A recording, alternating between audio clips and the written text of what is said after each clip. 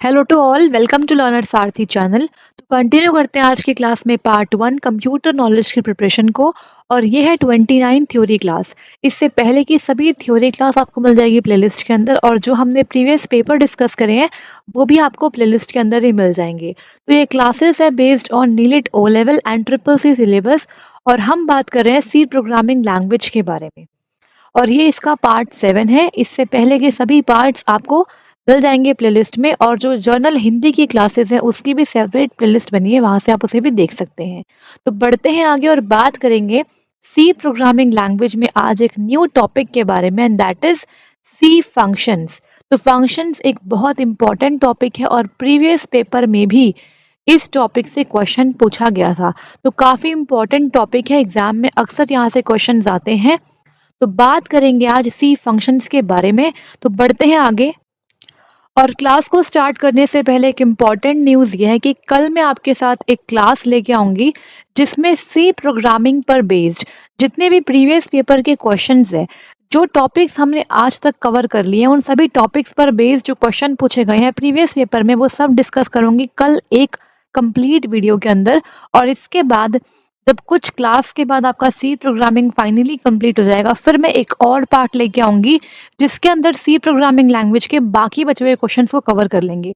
तो पार्ट 1 जो कल आएगा और पार्ट 2 जो कुछ दिनों बाद आएगा, दोनों ही पार्ट आपके लिए बहुत इंपॉर्टेंट होंगे। उसमें मैं सी लैंग्वेज को आपको अच्छे से एक्सप्लेन कर दूंगी with example and with previous year questions, ठीक है। तो जरूर से वो क्लास भी देख लेना। तो यहाँ पे स्टार्ट करते हैं सी फंक्शंस को। तो देखते हैं क्या होते हैं सी में फंक्शंस और क्यों ये इंपॉर्टेंट है समझना। देखो यहाँ पे, a function is a group of statements that together perform a task. तो बेसिकली फंक्शन क्यों बनाते हैं हम? जब हमें किसी टास्क को अचीव करना होता है तो उसके लिए हम कुछ सेट ऑफ स्टेटमेंट्स को लिखते हैं, जिसे हम कंबाइंड कहते हैं एक फंक्शन, ठीक है। Every C program has at least one function which is main function, ठीक है। तो ये बहुत इंपॉर्टेंट लाइन है यहाँ पे कि हर एक सी प्रोग्राम के अंदर कम से कम मिनिमम तो एक फंक्शन होता ही होता है, and that is main function. अगर आपने अपने प्रोग्राम में कोई फंक्शन यूज नहीं किया, तब भी उसके अंदर एक फंक्शन आपको यूज करना ही होगा, and that is main function, because आपके प्रोग्राम का एग्जीक्यूशन ही मेन से स्टार्ट होता है, ठीक है। तो कंपाइलर सबसे पहले आपके मेन पे ही जाता है और उसके बाद फर्दर स्टेटमेंट को एग्जीक्यूट करना स्टार्ट करता है। And all the most trivial programs can define additional functions. तो यहाँ हम बात कर रहे हैं एक सिंपल फंक्शन की, जिसके अंदर हमने कोई और फंक्शन का इस्तेमाल नहीं किया, तो उसमें आपको मेन तो यूज करना ही पड़ेगा। लेकिन अगर आप कोई और प्रोग्राम बनाते हैं किसी और फंक्शनैलिटीज के लिए, तो आपको मेन के अलावा और एडिशनल फंक्शंस भी यूज करने पड़ते हैं, ठीक है। अब देखो यहाँ पे, we can divide up our code into separate functions, but logically the division is such that each function performs a specific task, ठीक है। तो देखो यहाँ पे हम काम करते हैं मॉड्यूलर अप्रोच पे। किस पे काम करते हैं? यहाँ पे हम काम करते हैं मॉड्यूलर अप्रोच पे। इसका मतलब क्या है? देखो यहाँ पे, इसका मतलब यह है कि अलग अलग टास्क के लिए हमने अलग अलग फंक्शंस को बना दिया है। तो बेसिकली हम ये कह सकते हैं कि हमने अपने प्रोग्राम को अलग अलग सेपरेट फंक्शंस में डिवाइड कर दिया है, ठीक है। तो फंक्शंस को हम मॉड्यूल्स भी कहते हैं, ठीक है। तो इसे कहते हैं modular approach. A function declaration tells the compiler about a function name, return type and parameters. तो फंक्शन के अंदर हमें बहुत सी चीजें पढ़नी, जिसमें से एक इम्पॉर्टेंट बात है फंक्शन डिक्लेरेशन। फंक्शन को यूज करने से पहले हमें कंपाइलर को बताना पड़ता है कि फंक्शन को हम डिक्लेयर कर रहे हैं, जिसे हम आगे यूज करने वाले हैं। तो फंक्शन डिक्लेरेशन के अंदर कंपाइलर क्या देखता है? उसके अंदर फंक्शन का नाम होता है, रिटर्न टाइप होता है, और पैरामीटर्स या फिर आर्ग्यूमेंट्स भी इसे कह सकते हैं। और फंक्शन डेफिनेशन में क्या होता है? देखो, it provides the actual body of the function. Function क्या टास्क परफॉर्म करने वाला है उसे हम बताते हैं फंक्शन डेफिनेशन के अंदर, ठीक है। तो आपसे स्टेटमेंट बेस्ड क्वेश्चन यहाँ से पूछा जा सकता है। A function can also be referred as a method और अ सबरूटीन और अ प्रोसीजर, और इसे आप एक मॉड्यूल भी कह सकते हैं, ठीक है। तो ये आपके फंक्शंस के ही और नाम होते हैं। क्लियर हो गया? तो आई होप आपको यहाँ पे सब कुछ समझ में आ गया होगा। पढ़ते हैं आगे। और यहाँ बात करेंगे टाइप्स ऑफ फंक्शंस के बारे में, ठीक है। तो सी प्रोग्रामिंग लैंग्वेज के अंदर दो तरीके से आप फंक्शंस का यूज कर सकते हैं। First is standard library functions and second is user defined function, ठीक है। तो फंक्शंस कुछ तो होते हैं जो बने बनाए पहले से ही लाइब्रेरी के अंदर, उन्हें बोलते हैं हम लाइब्रेरी फंक्शंस, और कुछ हम अपने अकॉर्डिंग डिफाइन करते हैं अपने प्रोग्राम के अकॉर्डिंग, तो उन्हें बोलेंगे यूजर ने जो बनाया उसे बोलेंगे यूजर डिफाइंड फंक्शन, ठीक है। तो पहले यहाँ डिस्कस करते हैं स्टैंडर्ड लाइब्रेरी फंक्शंस को। देखो, the standard library functions are built in functions in C programming, मतलब ये पहले से ही बने बनाए, हम जस्ट इन्हें यूज करते हैं, हमें इसे बनाने की जरूरत नहीं होती, सिर्फ इसे यूज करते हैं हम, ठीक है। तो these functions are defined in header files। तो ये जो फंक्शंस जो पहले से बने बनाए लाइब्रेरी के अंदर, इनको यूज करने के लिए आपको इनके रिस्पेक्टिव हेडर फाइल्स को इंक्लूड करना पड़ता है अपने प्रोग्राम में। जैसे कि अगर बात करूं यहाँ पे प्रिंट एफ की, तो प्रिंट एफ फंक्शन हम डिस्कस कर चुके हैं पहले ही डिटेल के अंदर। देखो, the printf is a standard library function to send formatted output to the screen। मतलब अगर आपको कोई भी कंटेंट, कोई भी स्टेटमेंट आप चाहते हैं कि आपकी स्क्रीन पर दिखाई दे एज अ आउटपुट, तो उसके लिए हम लाइब्रेरी फंक्शन printf का इस्तेमाल करते हैं, बेसिकली आउटपुट के लिए इसका इस्तेमाल करते हैं, ठीक है। तो ये जो फंक्शन है डिफाइंड है stdio.h हेडर फाइल के अंदर, तो इसको यूज करने के लिए हमें इंक्लूड करना पड़ता है stdio, मतलब standard input output header file को। तो इस तरीके से अलग अलग लाइब्रेरी फंक्शंस को यूज करने के लिए उनके रिस्पेक्टिव हेडर फाइल्स को इंक्लूड करना पड़ता है। तो हेडर फाइल्स बहुत सारे होते हैं सी प्रोग्रामिंग लैंग्वेज के अंदर, जैसे कि stdio है, string.h है, math.h है, stdlib है, तो बहुत सारी हेडर फाइल्स होती है। तो मैं कुछ इंपॉर्टेंट हेडर फाइल्स आपके साथ जरूर से शेयर करूंगी नेक्स्ट क्लास के अंदर, ठीक है। अब देखो यहाँ पे क्या है, hence to use printf function we need to include the stdio.h header file using hash include stdio.h। तो हमें इस तरीके से हेडर फाइल को इंक्लूड करना पड़ता है यूजिंग प्री प्रोसेसर, ठीक है। अब प्री प्रोसेसर क्या होते हैं ये मैं आपको बताऊंगी नेक्स्ट क्लास के अंदर, ठीक है। अब देखो यहाँ पे क्या है, द SQRT फंक्शन, मतलब अगर हमें स्क्वायर रूट निकालना है तो हम SQRT फंक्शन का यूज करते हैं, जो एक पहले से ही बना बनाया फंक्शन है। तो इसे हम यूज कैसे करेंगे, इसे यूज करने के लिए आपको math.h हेडर फाइल को इंक्लूड करना पड़ेगा, ऐसे ही हैश इंक्लूड और यहाँ पे एंगुलर ब्रैकेट्स के अंदर math.h, ठीक है। तो यहाँ हमने बात करी स्टैंडर्ड लाइब्रेरी फंक्शंस के बारे में, जो पहले से ही अलग अलग टास्क के लिए बनाए गए हैं लाइब्रेरीज के अंदर, जिनकी अलग अलग हेडर फाइल्स ऑलरेडी अवेलेबल है, ठीक है। बढ़ते हैं आगे, बात करेंगे सी में यूजर डिफाइंड फंक्शंस के बारे में। तो वो फंक्शन जिन्हें यूजर खुद से बनाता है अलग अलग टास्क को परफॉर्म करने के लिए। A function is a block of code that performs a specific task. तो बेसिकली फंक्शन एक ब्लॉक ऑफ कोड है जो एक स्पेसिफिक टास्क को परफॉर्म करने के लिए बनाया जाता है। C allows you to define functions according to your need. तो यहाँ पे मतलब क्या है, यूजर डिफाइंड का, कि भाई आप अपने अकॉर्डिंग, अपनी नीड के अकॉर्डिंग फंक्शंस को डिफाइन कर सकते हो, उसमें स्टेटमेंट्स को डाल सकते हो। तो जो फंक्शंस आप अपनी नीड के अकॉर्डिंग डिजाइन करते हो उन्हें बोलते हैं यूजर डिफाइंड फंक्शंस। क्लियर हो गया। आप देखो यहाँ पे एग्जांपल है यूजर डिफाइंड फंक्शन का, तो यहाँ पे एग्जांपल देख लेते हैं। Hash include stdio.h, int add numbers, int a, int b और सेमी कॉलन, ठीक है। तो हमें मेन फंक्शन के पहले ही फंक्शन को डिक्लेयर करना पड़ता है, इसे हम बोलते हैं फंक्शन डिक्लेरेशन या फिर फंक्शन प्रोटोटाइप, ठीक है। इसे आप फंक्शन डिक्लेरेशन भी कह सकते हैं, दोनों का मतलब सेम होता है। फंक्शन डिक्लेरेशन बोलो या फिर फंक्शन प्रोटोटाइप बोलो। क्लियर हो गया। डिक्लेरेशन मतलब यहाँ हमने बता दिया कि फंक्शन का नाम क्या होगा, ऐड नंबर्स होगा, उसका रिटर्न टाइप होगा इंट, और पैरामीटर्स वो दो लेगा ए और बी, जो कि इंटीजर टाइप के हो सकते हैं, ठीक है। अब यहाँ पे ए और बी फिक्स नहीं है, कोई भी इंट टाइप के दो वेरिएबल्स ये एज अ पैरामीटर एक्सेप्ट करेगा। अब यहाँ पर मेन के अंदर आपका पूरा प्रोग्राम है, तो बेसिकली अभी आपको ये बता रही हूँ कि मेन से पहले आपको फंक्शन डिक्लेरेशन करनी पड़ती है और मेन के अंदर फंक्शन को कॉल करना होता है, ठीक है। और मेन के बाहर फंक्शन को डिफाइन करना होता है, जहां पर हम ये बताएंगे कि फंक्शन एक्चुअली करने क्या वाला है। ठीक है, तो ऐड नंबर्स जो फंक्शन है आपका, वो ये टास्क परफॉर्म करेगा और इसके बाद एंड में होती है रिटर्न स्टेटमेंट।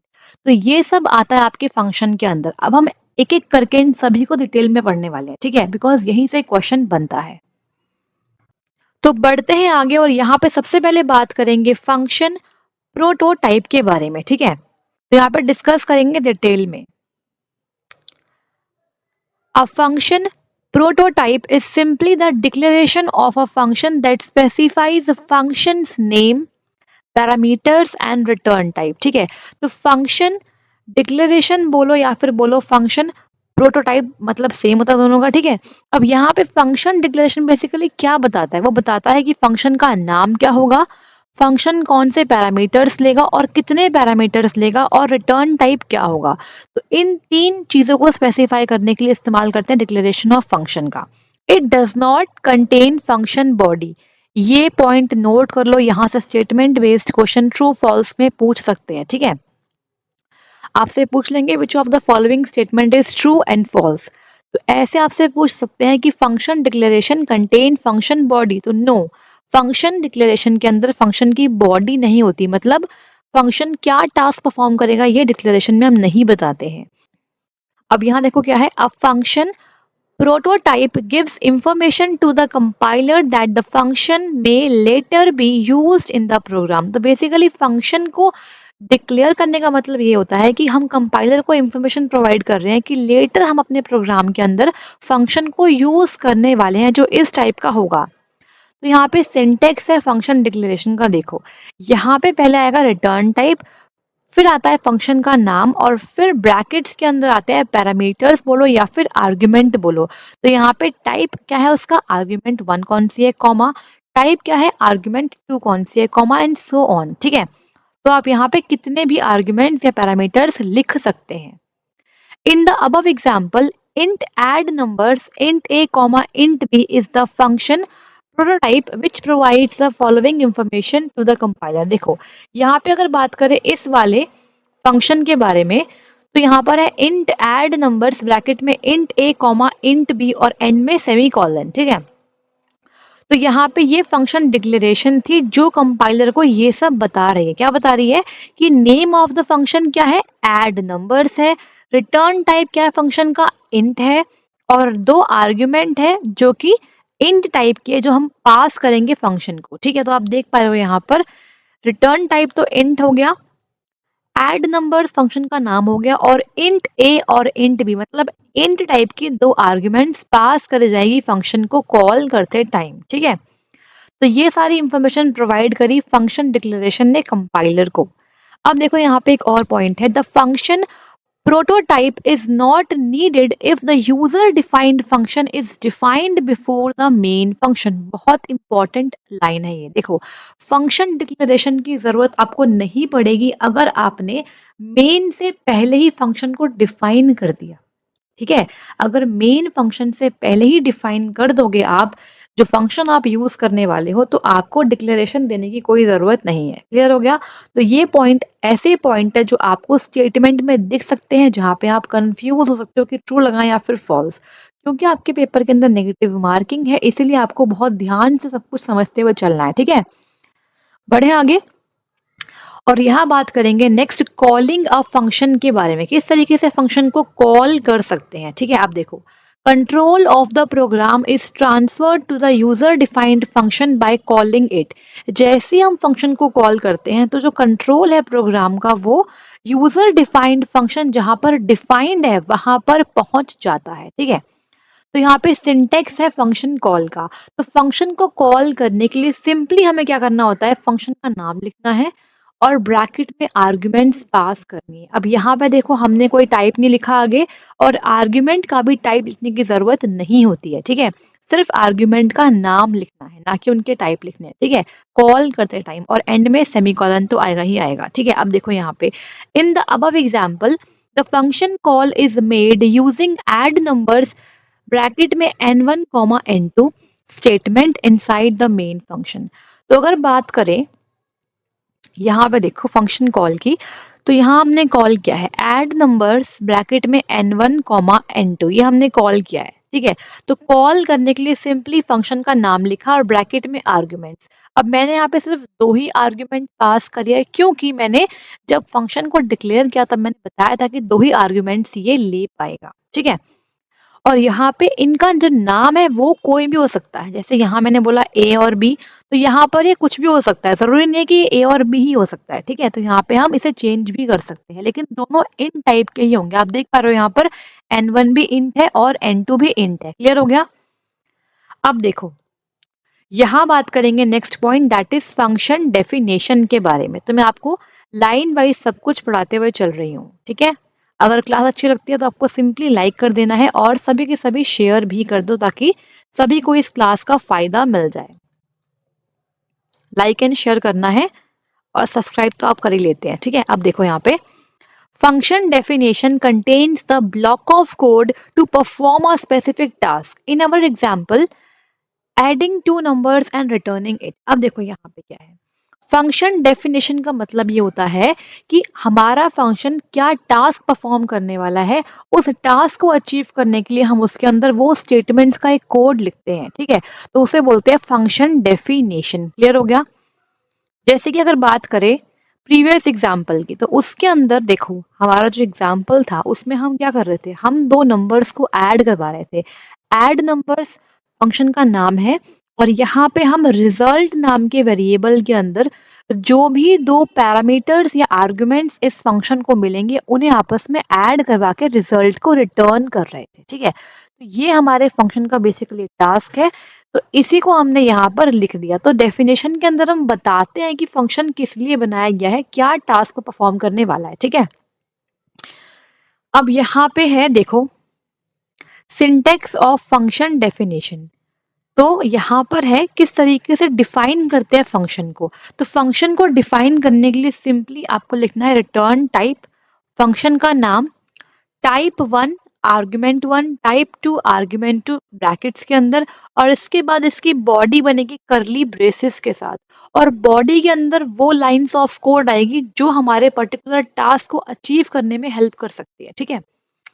तो यहाँ पे वो बॉडी आएगी। अब यहाँ पर कहीं पर भी सेमीकोलन नहीं आएगा, ना यहाँ पे आएगा और ना यहाँ पे आएगा, बस जो यहाँ पे स्टेटमेंट लिखी जाएंगी उनके एंड में ही सेमीकोलन आएगा। फॉर एग्जाम्पल अगर बात करो इस प्रीवियस एग्जाम्पल की, तो यहाँ पे देखो यहाँ पे सेमीकोलन ना तो यहाँ पे आया है और ना ना इस ब्रैकेट के बाद आया है, सिर्फ इन स्टेटमेंट्स के एंड में ही सेमीकोलन दिखाई दे रहा है, ठीक है। अब यहाँ पे देखो when a function is called the control of the program is transferred to the function definition। तो ये लाइन बहुत इंपॉर्टेंट है, जैसे ही फंक्शन को कॉल करते हैं तो प्रोग्राम का जो कंट्रोल है वो ट्रांसफर होता है कहाँ पर, फंक्शन की डेफिनेशन पर, जहाँ उसे डिफाइन करा गया है वहां पर प्रोग्राम का कंट्रोल ट्रांसफर हो जाता है। and the compiler starts executing the code inside the body of the function। और उसके बाद कंपाइलर क्या करता है, जो भी कोड लिखे हैं फंक्शन की बॉडी में उसे एग्जीक्यूट करके फिर रिजल्ट निकाल के स्क्रीन पर आउटपुट शो करता है, ठीक है। तो बढ़ते हैं आगे और बात करेंगे यहाँ पे नेक्स्ट टॉपिक की, जो कि है passing the arguments to a function. किस तरीके से हम आर्ग्यूमेंट्स को पास करते हैं फंक्शन में, ठीक है। तो देखो यहाँ पर in programming, argument refers to the variable passed to the function। तो प्रोग्रामिंग लैंग्वेज के अंदर आर्ग्यूमेंट का मतलब क्या होता है, आर्ग्यूमेंट मतलब होता है वो वेरिएबल जो हम फंक्शन को पास करते हैं, ठीक है। तो वो वेरिएबल जो फंक्शन को पास किए जाते हैं उन्हें बोलते हैं क्या, argument. In the above example two variables n1 and n2 are passed during the function call. तो अगर बात करें प्रीवियस एग्जांपल की, तो देखो यहाँ पर फंक्शन कॉल के टाइम पर जब यह फंक्शन कॉल हुआ ऐड नंबर्स n1 और n2, तो यहाँ पे n1 और n2 क्या है, आर्ग्यूमेंट्स है, वो वेरिएबल्स है जिन्हें हम एज अ आर्ग्यूमेंट पास कर रहे हैं फंक्शन को कॉल करने के लिए, ठीक है। अब देखो यहाँ पे in the above example two variables n1 and n2 क्या है, आपके आर्ग्यूमेंट्स है जो फंक्शन कॉल पे यूज किए गए हैं। अब देखो यहाँ पे the parameters A and B accept the passed arguments in the function definition. तो फंक्शन डेफिनेशन में जो हमने दो पैरामीटर्स बनाए हैं इंट ए और इंट बी के नाम से, वो पैरामीटर्स इन पास्ड आर्ग्यूमेंट्स की वैल्यू को एक्सेप्ट कर लेते हैं फंक्शन डेफिनेशन के अंदर। ठीक है, तो यहाँ पे n1 की वैल्यू आती है a में और n2 की वैल्यू आती है b में। These arguments are called formal parameters of the function। तो यहाँ पे जो a और b है ये कहलाएंगे क्या? Formal parameters. ठीक है, ये होंगे हमारे फॉर्मल पैरामीटर्स। तो जो पैरामीटर्स फंक्शन डेफिनेशन में यूज होते हैं उन्हें बोलते हैं क्या? Formal parameters.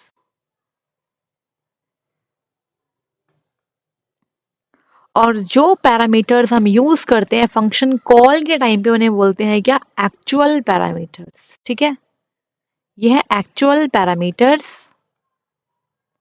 और डेफिनेशन के टाइम पे यूज होने वाले पैरामीटर्स होते हैं फॉर्मल पैरामीटर्स। ठीक है, अब देखो, तो इस तरीके से हम पास करते हैं आर्ग्यूमेंट्स को फंक्शन में।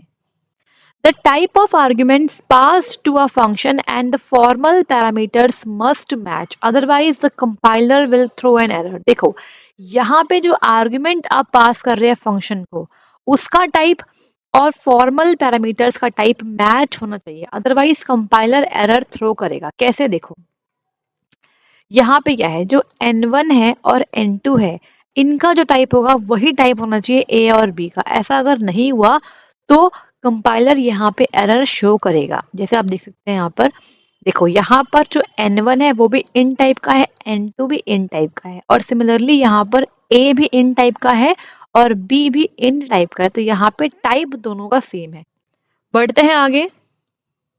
अब देखो यहाँ पे if n1 is of char type, a also should be of char type। if n2 is of float type variable, b also should be of float type।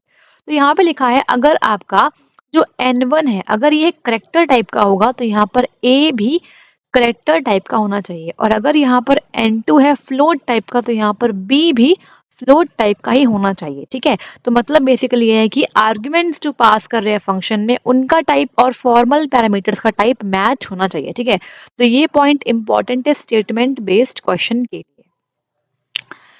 A function can also be called without passing an argument. ये point बहुत important है, हम function को बिना कोई argument pass करके भी call कर सकते हैं। तो यहाँ पे कोई मैंडेटरी नहीं है कि आपको फंक्शन कॉल करने के लिए आर्ग्यूमेंट पास करनी ही करनी है। बिना आर्ग्यूमेंट पास करे भी फंक्शन कॉल हो सकते हैं, डिपेंड करता है फंक्शन कैसा है। ठीक है, बढ़ते हैं आगे और यहाँ बात करेंगे रिटर्न स्टेटमेंट के बारे में। ठीक है, तो ये बहुत इंपॉर्टेंट है। देखो यहाँ पर क्या होती है return statement. The return statement terminates the execution of a function and returns a value to the calling function. ठीक है, तो जिस फंक्शन को आपने जहां पर कॉल किया है वहां पर रिटर्न स्टेटमेंट क्या कर देती है? वैल्यू को रिटर्न करती है। बेसिकली इसका मेन काम क्या होता है? फंक्शन के एग्जीक्यूशन को टर्मिनेट करना और जो रिजल्ट है उसे कॉलिंग फंक्शन को दे देना। ठीक है, the program control is transferred to the calling function after the return statement. तो रिटर्न स्टेटमेंट के बाद क्या होता है? जो प्रोग्राम का कंट्रोल है वो कॉलिंग फंक्शन के पास पहुंच जाता है। अब देखो, in the above example the value of the result variable is returned to the main function. The sum variable in the main function is assigned this value. देखो यहाँ पे क्या हुआ, ये एक एग्जाम्पल है रिटर्न स्टेटमेंट का। यहाँ पे प्रोग्राम चल रहा है और देखो यहाँ पे जो फंक्शन की डेफिनेशन है उसके अंदर हमने यहाँ पर लगाया रिटर्न रिजल्ट। तो यहाँ पे रिटर्न रिजल्ट स्टेटमेंट ने क्या किया? फंक्शन के एग्जीक्यूशन को टर्मिनेट कर दिया और जो भी आंसर इसके अंदर आया वो आंसर यहाँ पर रिटर्न होगा कॉलिंग फंक्शन को। तो यहाँ पे कॉल किया गया इसको, इसीलिए यहाँ पर इसका रिजल्ट रिटर्न हो गया और जो भी इसका आंसर आया वो सम नाम के वेरिएबल में यहाँ पर स्टोर हो गया। ठीक है, तो इस तरीके से यहाँ पर क्या हुआ है? रिटर्न स्टेटमेंट ने अपने रिजल्ट को कॉलिंग फंक्शन को पहुंचा दिया। सिंटेक्स ऑफ रिटर्न स्टेटमेंट क्या होता है? तो सिंटेक्स सिंपल है, रिटर्न लिखो और यहाँ पर एक्सप्रेशन लिखो, सेमीकोलन। फॉर एग्जाम्पल आप रिटर्न ए कर सकते हो, रिटर्न ए प्लस बी कर सकते हो, इस तरीके से लिख सकते हो, ठीक है। तो अगर आपको ए के बाद कोई और ऑपरेटर यूज करना तो उसके लिए आप ब्रैकेट्स का यूज भी कर सकते हो। अब देखो यहाँ पे लास्ट पॉइंट क्या है, the type of the value return from the function and the return type specified in the function prototype and function definition must match. यहाँ पे क्या लिखा है पहले ये समझो। जो वैल्यू रिटर्न होगी फंक्शन से उसका टाइप मैच करना चाहिए फंक्शन के डिक्लेरेशन वाले टाइप से और फंक्शन डेफिनेशन के टाइप से। देखो तो देखो यहाँ पे समझते हैं इसको, आते हैं अपने एग्जाम्पल पे।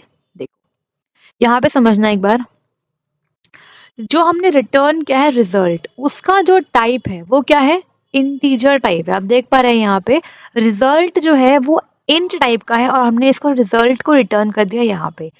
तो देखो यहाँ पे हमने इंटीजर टाइप की वैल्यू को रिटर्न किया है और आप देख पा रहे हो कि आपके फंक्शन डेफिनेशन में और फंक्शन डिक्लेरेशन में जो रिटर्न टाइप है वो क्या है, इंट ही है। तो यही पॉइंट वहां पे मेंशन था कि जो वैल्यू आप रिटर्न करेंगे उसका टाइप मैच करना चाहिए फंक्शन डिक्लेरेशन के रिटर्न टाइप से और फंक्शन डेफिनेशन के रिटर्न टाइप से। ऐसा पॉसिबल नहीं है कि यहाँ पर आपने इंट रिटर्न टाइप लिखा है और आप रिटर्न कर दो फ्लोट को या फिर करेक्टर को, ये रॉन्ग हो जाएगा। तो यहाँ पे एक बार फिर देख लेते हैं, the type of value return from the function, जो वैल्यू फंक्शन से रिटर्न होगी उसका टाइप मैच करना चाहिए return type of the function prototype and function definition, ठीक है। तो यहाँ पे ये पॉइंट भी इंपॉर्टेंट है। तो फंक्शन से आपको बहुत सारे स्टेटमेंट बेस्ड क्वेश्चन देखने को मिलेंगे, ट्रू फॉल्स बेस्ड स्पेशली, ठीक है। बढ़ेंगे आगे, बात करेंगे यहाँ पे call by value and call by reference के बारे में। देखो यहाँ पे क्या होता है कॉल बाय वैल्यू और कॉल बाय रेफरेंस। तो फंक्शन को कॉल करने के लिए हम कॉल बाय वैल्यू या फिर कॉल बाय रेफरेंस मेथड का यूज कर सकते हैं। देखो यहाँ पे गिवन है there are two methods to pass the data into the function.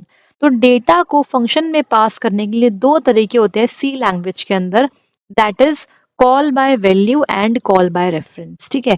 तो यहाँ पे देखो क्या है, यहाँ पे जो ओरिजिनल वैल्यू जो डेटा हम पास कर रहे हैं वो कॉल बाय वैल्यू में मॉडिफाई नहीं होता है, लेकिन कॉल बाय रेफरेंस में मॉडिफाई हो जाता है वही ओरिजिनल वैल्यू। मतलब हम इसी ओरिजिनल वैल्यू पे ही काम करते हैं कॉल बाय रेफरेंस के केस में, लेकिन कॉल बाय वैल्यू के केस में क्या होता है, ओरिजिनल वैल्यू पे इफेक्ट नहीं पड़ता क्योंकि डिफरेंट पैरामीटर्स काम करते हैं। देखो यहाँ पे क्या लिखा हुआ है, call by value, this method copies the actual value of the argument into the formal parameter, ठीक है। तो आपको बताया था यहाँ पे कि क्या होते हैं फॉर्मल पैरामीटर्स। तो कॉल बाय वैल्यू बेसिकली यही है।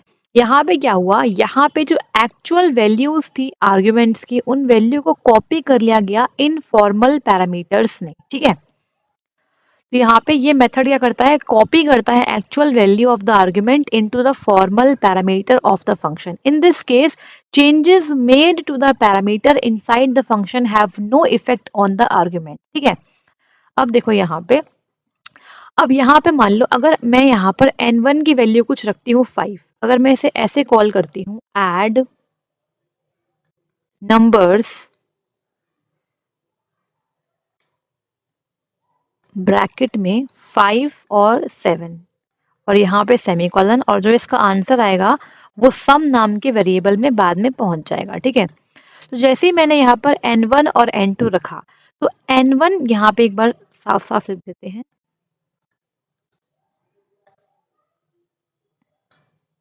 देखो एक मिनट। तो यहाँ पर जो ये 5 वैल्यू है ये आपकी हो गई a में कॉपी और जो 7 वैल्यू है ये हो गई b के अंदर कॉपी, ठीक है। अब अगर मैं यहाँ पर a और b में कोई भी चेंज करती हूँ तो वो चेंज 5 और 7 के साथ यहाँ पर नहीं होंगे, मतलब ये पैरामीटर्स अब अलग हो गए और ये अलग हो गए, ठीक है। तो यहाँ पर जो फॉर्मल पैरामीटर में कोई भी चेंज होगा वो एक्चुअल पैरामीटर्स में शो नहीं होगा। क्लियर हो गया, ये होता है कॉल बाय वैल्यू। अब देखो नेक्स्ट है यहाँ पर कॉल बाय रेफरेंस, ठीक है। This method copies the address of the argument into the formal parameter. तो यहाँ पे एक्चुअल वैल्यू कॉपी नहीं कर रहे, हम उन आर्ग्यूमेंट के एड्रेस को कॉपी कर रहे हैं फॉर्मल पैरामीटर के अंदर। Inside the function the address is used to access the actual argument. तो फंक्शन की डेफिनेशन के अंदर जो मेन कोड है वहां पर हम क्या कर रहे हैं, एड्रेस को यूज कर रहे हैं एक्चुअल आर्ग्यूमेंट को एक्सेस करने के लिए। इसका मतलब जो भी चेंजेस हम करेंगे इनसाइड द फंक्शन वो आपके आर्ग्यूमेंट पर दिखाई देगा। ठीक है, यहाँ पे गिवन है this means that the changes made to the parameter affect the argument. तो जो आर्ग्यूमेंट्स के अंदर हम चेंजेस करेंगे फंक्शन डेफिनेशन में वो इफेक्ट डायरेक्टली कहाँ दिखाई देगा, आपके आर्ग्यूमेंट्स के ऊपर। तो ये फर्क होता है कॉल बाय वैल्यू और कॉल बाय रेफरेंस में। तो बेसिकली आप ये मान लीजिए कि जो एक्चुअल या ओरिजिनल वैल्यू होती है वो कॉल बाय वैल्यू के केस में मॉडिफाई नहीं होती है, लेकिन कॉल बाय रेफरेंस के केस में मॉडिफाई होती है। ठीक है, हम उसी पर काम करते हैं, उन्हीं आर्ग्यूमेंट्स को मॉडिफाई कर रहे होते हैं। क्लियर हो गया? तो ये काफी इंपॉर्टेंट है। इनके एग्जांपल्स आपके लिए इतने जरूरी नहीं है बिकॉज वो हायर लेवल के लिए जरूरी होते हैं। यहाँ पे आप ये समझ लीजिए कि कॉल करने के लिए दो मेथड्स कौन से होते हैं। ठीक है, अब यहाँ पे लास्ट टॉपिक रह गया है फंक्शन चैप्टर का एंड दैट इज रिकर्जन। बहुत इंपॉर्टेंट ये टॉपिक है रिकर्जन। देखो यहाँ पे क्या है, a function that calls itself is known as recursive function. बहुत इंपॉर्टेंट लाइन है, वो फंक्शन जो अपने आप को बार बार कॉल करता रहता है उसे बोलते हैं रिकर्सिव फंक्शन। ठीक है, तो जो फंक्शन अपने आप को ही कॉल कर ले उसे बोलेंगे recursive function and this technique is called as recursion. और इस टेक्निक को बोलते हैं recursion. The recursion continues until some condition is met to prevent it.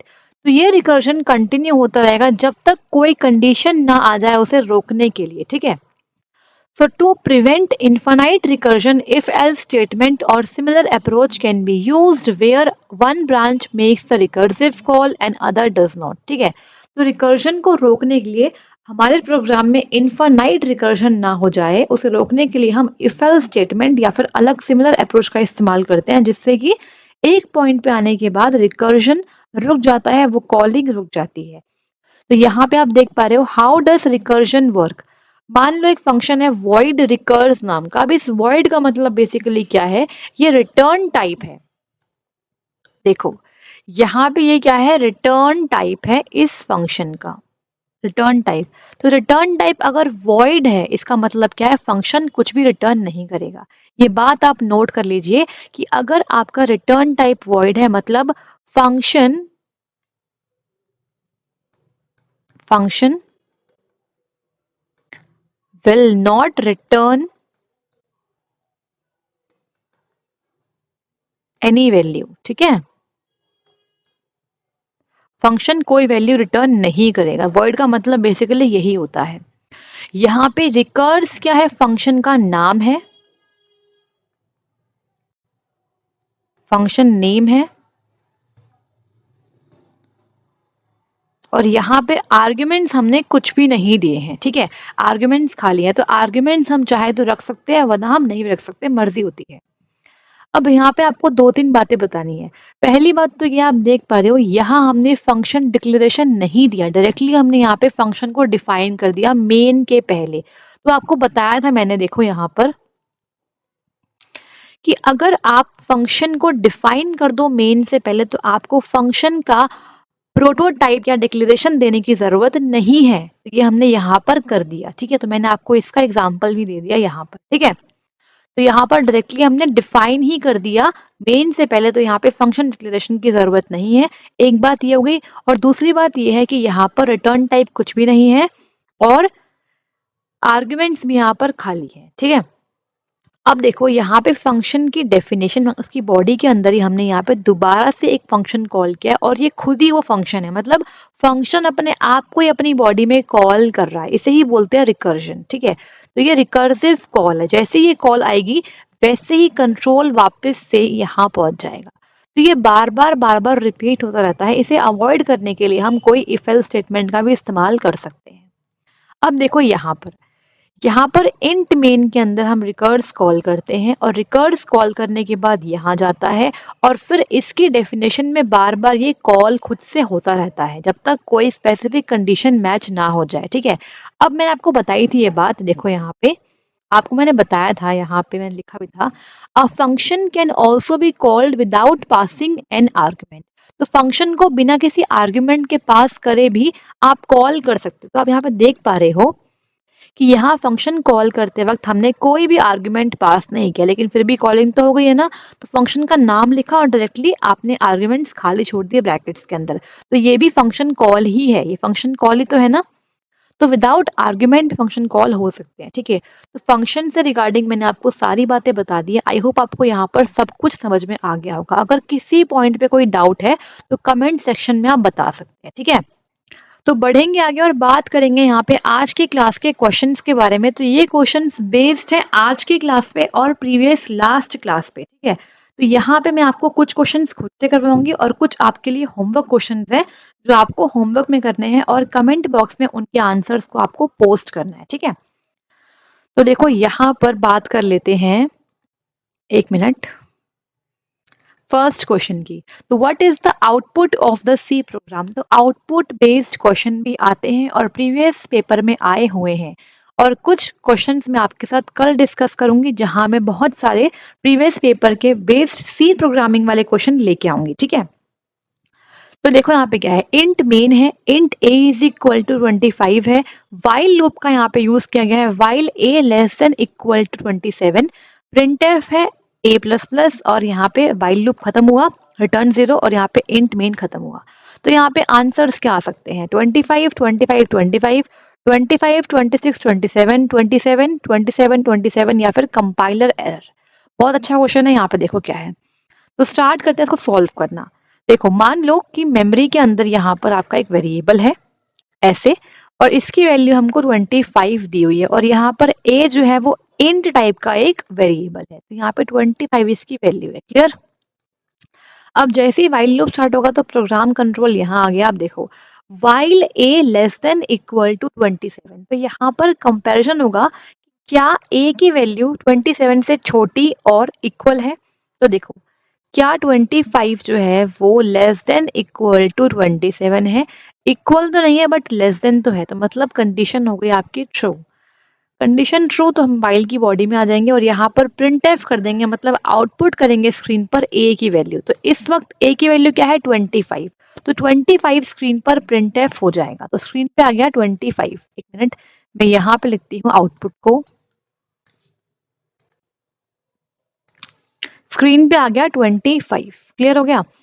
अब देखो जैसे ही मैंने पहला आंसर निकाला मुझे पता लग गया यहाँ पर ये ऑप्शन तो बिल्कुल गलत है ना, क्योंकि पहला आंसर 25 आएगा, मतलब ये तो गलत हो गया।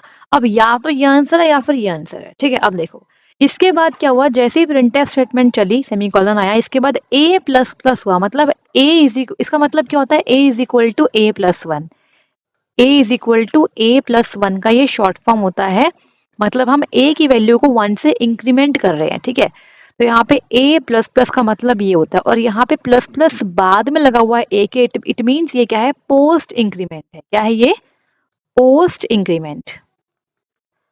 आपको बताया था मैंने प्रीवियस क्लास के अंदर कि पोस्ट इंक्रीमेंट और प्री इंक्रीमेंट क्या होता है। ठीक है, तो देखो हमें a की वैल्यू को 1 से इंक्रीमेंट करना है, तो अब मेमोरी में क्या होगा, a की वैल्यू 25 ना होकर 26 बन जाएगी। ठीक है, मेमोरी में अपडेट हो गई वैल्यू। अब वापस से हम वाइल लूप को ऊपर जाएंगे वापस से, बिकॉज लूप क्या करता है, रिपीटिशन करता है। ठीक है, ऊपर गए, फिर से कंडीशन को मैच करेंगे, कंपेयर करता है, क्या 26 ए की वैल्यू क्या 26, क्या ये लेस देन इक्वल टू है 27 के, अभी भी कंडीशन ट्रू है, इट मीन्स हम लूप की बॉडी में आ जाएंगे और यहाँ पे प्रिंट एफ कर देंगे ए की value that is 26, print F कर दिया। इसके बाद यहाँ पर a प्लस प्लस हो गया, मतलब a की वैल्यू 1 से इंक्रीमेंट हो गई, तो मेमोरी के अंदर 26 से 27 वैल्यू हो गई, और फिर से हम ऊपर गए और कंडीशन को चेक करा, कंडीशन चेक करें यहाँ पे, क्या 27 लेस देन इक्वल टू 27 है, अभी भी कंडीशन ट्रू है, 27 इक्वल है 27 के, बिल्कुल ठीक। कंडीशन मैच, प्रिंटफ में आए और 27 वैल्यू हमने a की यहाँ पर प्रिंट कर दी, फिर से a प्लस प्लस हो गया और मेमोरी में 28 हो गई a की वैल्यू। अब फिर से ऊपर गए व्हाइल लूप में कंडीशन को मैच कराने के लिए। तो यहाँ पर a की वैल्यू 28 है, क्या 28 लेस देन इक्वल टू 27 है? इस बार कंडीशन आपकी फेल कर गई, फॉल्स हो गई। तो जैसे ही फॉल्स हो गई आप लूप की बॉडी में एंटर नहीं करोगे और आपका लूप यहाँ पे टर्मिनेट कर गया, उसके बाद रिटर्न 0 और प्रोग्राम हो गया बंद। तो आउटपुट स्क्रीन पे सिर्फ ये 3 वैल्यू आपको दिखाई देगी, 25, 26 and 27। It means option number B बिल्कुल ठीक हो गया है। ठीक है, तो इस तरीके से आपको ऐसे क्वेश्चंस के आंसर करने होते हैं। मैंने आपको समझाया है इसलिए आपको यहाँ पर टाइम लग गया है, खुद से करोगे तो आप बहुत ही जल्दी कर लोगे। ठीक है, तो देखो यहाँ पे मैंने लिखा भी हुआ है कि a प्लस प्लस का मतलब होता है a is equal to a plus one, मतलब a को हर एक बार आपको इंक्रीमेंट करना है 1 से। आई होप यहाँ पर कोई डाउट किसी को ना आया हो। अगर आया है तो आप डेफिनेटली कमेंट बॉक्स में पूछ सकते हैं। ठीक है, बढ़ेंगे आगे और बात करेंगे नेक्स्ट क्वेश्चन की। नेक्स्ट क्या है, देखो what is the output of the C program. यहाँ पे पूछा गया है कि इस सी प्रोग्राम का आउटपुट क्या होगा। तो आई होप आप इस क्वेश्चन को अब ट्राई कर पाएंगे। अगर ट्राई कर पाएंगे तो बहुत अच्छा होगा और कमेंट बॉक्स में आप डेफिनेटली इसका आंसर देना कि क्या होगा इसका आंसर। बहुत आसान है, अगर आप फॉलो करेंगे सभी स्टेप्स को आप डेफिनेटली विद इन सेकेंड्स इसका आंसर निकाल पाएंगे। ठीक है, तो बढ़ेंगे आगे। देखो यहाँ पर नेक्स्ट क्वेश्चन है, what is the way to suddenly come out of और quit any loop in C language.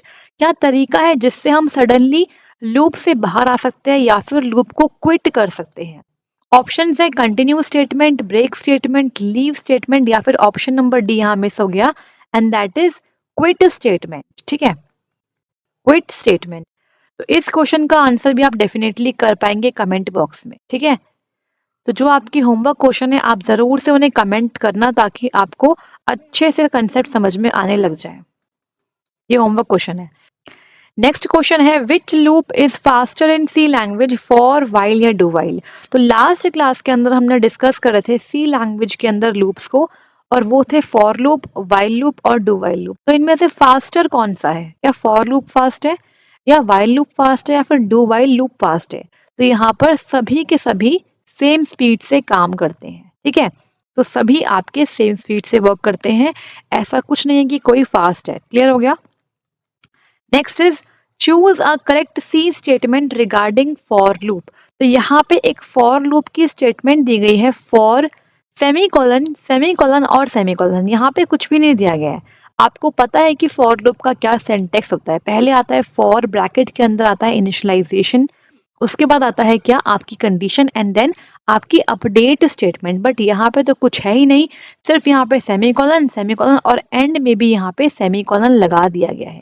तो यहाँ पे इसका मतलब क्या है, for loop works exactly first time, for loop works infinite number of times, compiler error या फिर none of the above.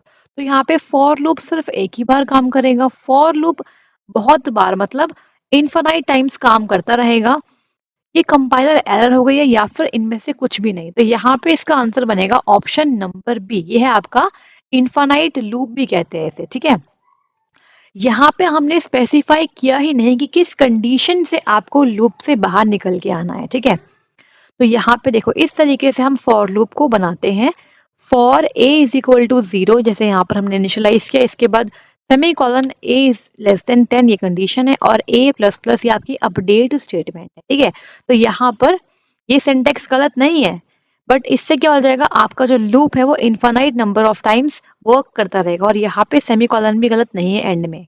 Infinite loop के केस में आप एंड में लगा सकते हैं सेमी कॉलन को। ठीक है, बढ़े आगे। नेक्स्ट क्वेश्चन क्या है, एक्सपैंड और abbreviate ASCII with regard to C language.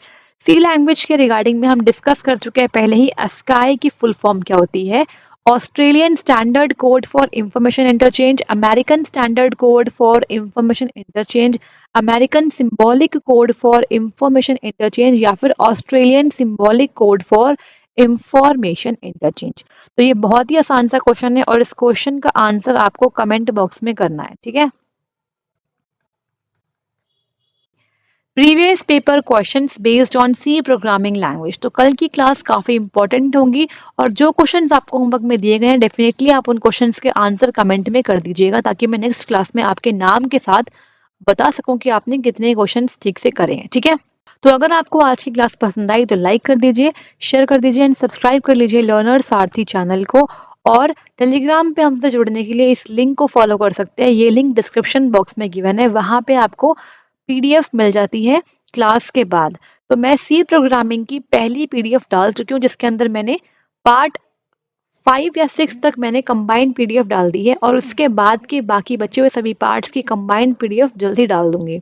और जनरल हिंदी के भी दोनों चैप्टर्स की पीडीएफ डल चुकी है टेलीग्राम पे, वहां से आप रिवाइज करने के लिए पीडीएफ ले सकते हैं, ठीक है। और जो लिंक है वो डिस्क्रिप्शन बॉक्स में गिवन है। तो मिलते हैं नेक्स्ट क्लास में, और क्लास का फीडबैक और आंसर्स आपको कमेंट में देने हैं। Thank you so much.